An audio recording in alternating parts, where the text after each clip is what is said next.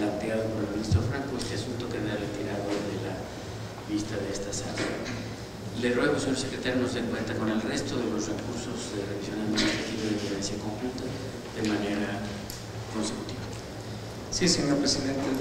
Los siguientes asuntos de la ponencia del señor ministro Eduardo Medina Mora y Casa. Recurso de revisión administrativa 218, diagonal 2015. Recurso de revisión administrativa 233, diagonal 2015. En estos asuntos se propone primero, único, es infundado el recurso de revisión administrativa.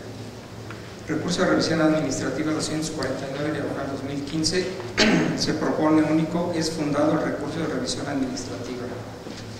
Los recursos de revisión administrativa 265, 273, 305, 321, 361, todos de 2015, se propone único, es infundado el recurso de revisión administrativa.